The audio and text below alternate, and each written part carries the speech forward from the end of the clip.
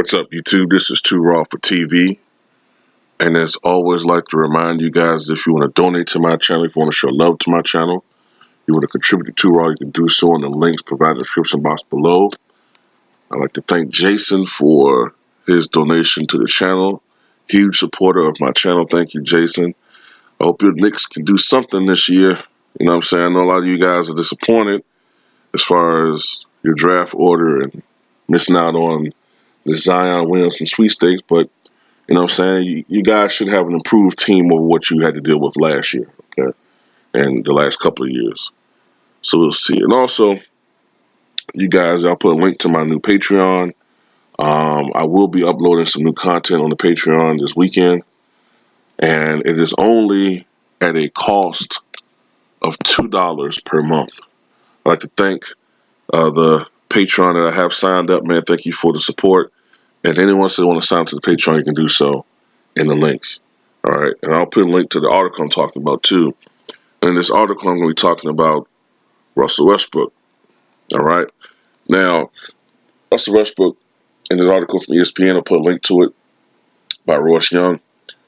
He said he is ready to sacrifice his game in order to win an NBA title. He said, quote, "I only care about one team, and that's the Houston Rockets." That's how Russell is, man. You know, he has that, he puts the blinders on. He has that laser focus. And sometimes that can get him in trouble. Okay, we realize that. You know, sometimes that can be a detriment. But you can never question Russell's overall loyalty to an organization.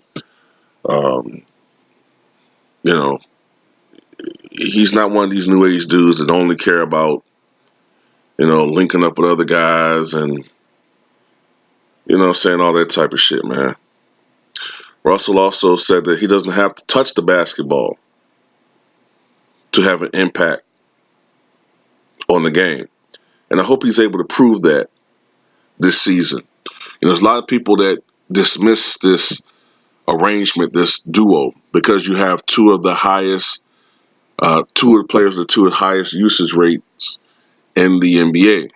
And that would be alarming if it wasn't for the fact that, generally speaking, although I think James Harden overdid it this year, their impact has had positive results for their club. You got to remember, James Harden, before Chris Paul went out with that thigh injury, I think there was something like 11-14 earlier in the season. James Harden goes on that unbelievable streak where he scores at least 30 points in, I think it was 32 consecutive games. And all of a sudden, the Houston Rockets went from out of the playoff picture at that particular point in the season to all of a sudden, I think at that time, they were like third in the Western Conference. Now, my issue is that when guys like Clint Capella and Chris Paul came back, James Harden should have dialed it back and played more of a team-oriented game. But it is what it is, okay? In some ways, people got to remember, look, they do have a coach. His name is Mike D'Antoni.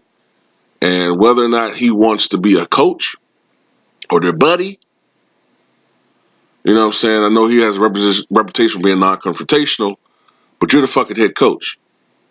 You know what I'm saying?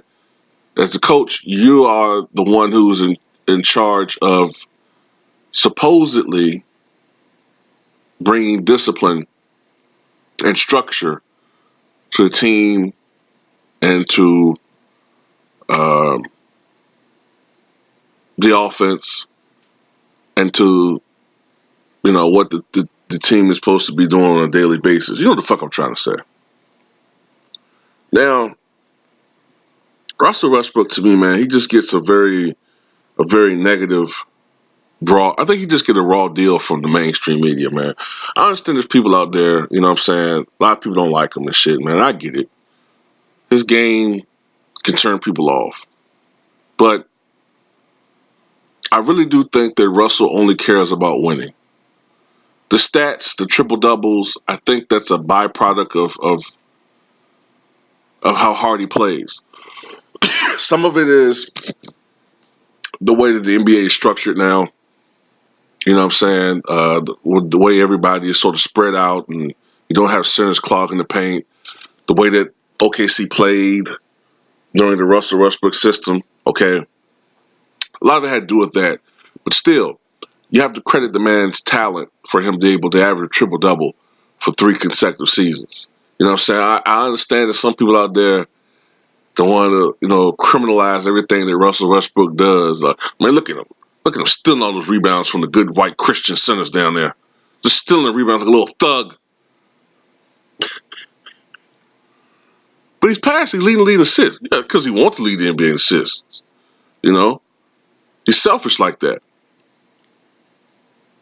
Okay, so John Stockton wasn't selfish, though.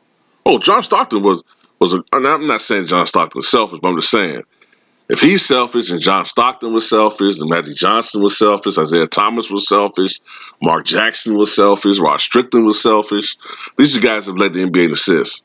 Jason Kidd was selfish. All these guys are selfish because they led the NBA in assists. Just saying, man.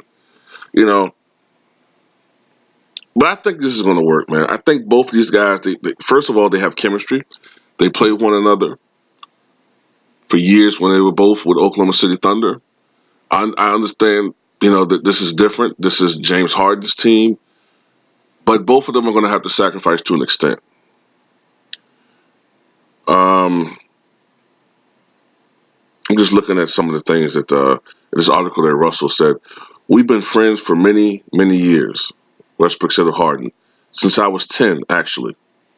So we played with each other in Oklahoma City. And to be able to win something, you've got to be willing to sacrifice some parts of your game. And we both understand that. We both understand that we have one common goal, and that's to win a championship. We understand what we have to do. I'm not worried about it, and I know James isn't worried about it. I can play off the ball. I don't have to touch the ball to impact the game. That's the best way for me to come in and impact this team. I can do other things on the floor to make sure we have a better chance to win. Westbrook and Harden played together for 3 seasons in OKC, culminating in 2012. Harden, who won the NBA Sixth Man of the Year award that season, was traded to the Rockets before the beginning of the 2012-13 campaign. Westbrook was already an all-star at the time, but both players established themselves as franchise players, winning MVPs and making NBA history along the way. Westbrook says, I'll fit right in personally. Floor spread. It gives me the opportunity to attack, penetrate, kick. Defensively, it'll give me an opportunity to switch and guard and rebound at a high level. Push the break, get us out of the break, a lot of different things. I think the style of play is great, something I'm looking forward to. Just getting out in space on the open floor, shooters all around and playing that way. Goes on to how to say they're both ball dominant. Westbrook has won 2 scoring titles and led the league in assists the last 2 seasons. Harden has won the past 2 scoring titles. Westbrook says, the biggest strength, I think, of Coach D'Antoni and his staff is taking what guys are good at and putting them in ways to succeed, but not saying that they need to change, but figuring out how to utilize their strengths. That's what Mike's done better than any coach I've ever worked with. When you got 2 MVPs, there's a lot to work with. All right. Westbrook is persistent in James is persistent in what he wants something done. And we had conversations we've always talked throughout the season, so it's definitely an easy process for me. Not a hard decision at all. And some of the stuff's stubborn. All right. Basically, he just said that he thinks he's a nice guy, but sometimes he has a bad image.